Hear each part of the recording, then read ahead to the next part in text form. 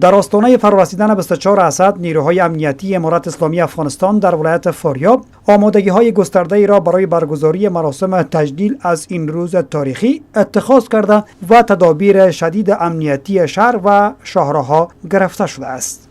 آمر امنیت قماندانی امنیه ولایت فاریاب گفت 24 اسد روز پیروزی امارت اسلامی افغانستان علیه دشمنان وطن بود که با شجاعت و مردانگی مجاهدین و همکاری مردم آزادی نصیب ما گردید. مولوی حزب الله مقاتل آمر امنیت قماندانی امنیه ولایت فاریاب همچنان میگوید نیروهای ما به گونه کامل امنیت را تامین نموده و آمادگی‌ها برای برگزاری مراسم تجلیل از آن گرفته شده است. 24 اسد یک روز افتخارآمیز که برای مردم افغانستان و مجاهدین امارت اسلامی افغانستان است که به این روز ما الحمدلله خیلی خوشحال هستیم که یک دشمن ابرقدرت مسلمان ها در مقابل مسلمان ها شکست خوردند و مسلمان ها استقلالیت خود به دست گرفتند و به خاطر تأمین امنیت مردم و به خاطر خوشحالی همین روز استقلال نیروهای امنیتی ما الحمدلله کاملا یک هفته میشه به خاطر تأمین امنیت آماده هستند و نیروهایی که میبینین الحمدلله اینها آماده باش هستند که به خاطر این روز استقلال الحمدلله تأمین امنیت ان شاء الله ترتیب جور شده.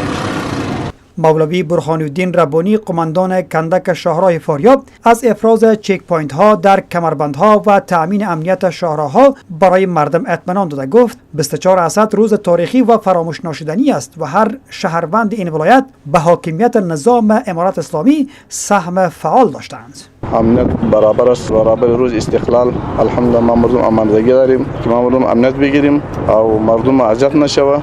در شهرام الحمدلله امنیت هر کمربند برابر گرفته شده است، در کمربندها در برابر پست ها کلا شهرها که مربوط فاریاب میشه الحمدلله چک پوینت ها کلا برابر شده است. قاری سیف الله خوبیب آمر حوزه سیوم امنیتی، حافظ گل احمد طوفان آمر تیم انجینیری کندک شاهراه و ملا عمر یک تن از مجاهدین گفتند این روز برای ما روز عزت و پیروزی است. ما به عنوان خادمین این ملت متعهد به محافظت از دستاوردهای جهاد و مردم این سرزمین هستیم.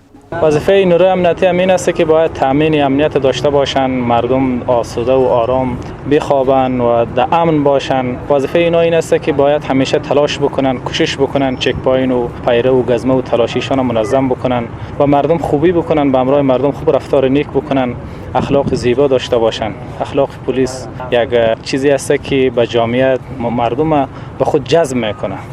امروز یک روز خوشبختی است بر تمام امت مسلمه و خصوصا مجاهدین امارت اسلامی افغانستان. ما امیر یادبود شهدا و زحمات و تکلیف مجاهدین و آرمان شهدایی که زحمات و تکلیف کشیدن به ایران شهید شدن، قربانی شدن و ای که کاملشان به امروز اونا هم افتخار میکنن. روزی است که تمام کشورهای همسایه، کشورهای اسلامی و خصوصا کشورهایی که به زیر تدابیر تهدید هستند، اونا هم امید و آرمانشان از ملت غیور و مجاهدین امارت اسلامی افغانستان است. هغه ورځ چې امریکایان افغانستان وتلي نو موږ سره ولس ډیر همکاري کړې ده، دا ولس په همکاري موږ د امریکایان ایستلي.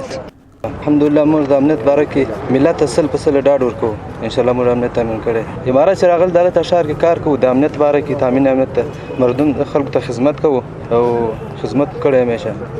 باشندگان ولایت فاریاب نیز از تأمین امنیت و فضای آرام به نیکی یاد کردند و همکاریشان را در کنار مسئولین امارت اسلامی ابراز داشتند.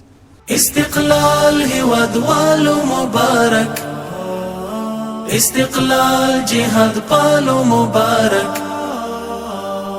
عظیم افتخار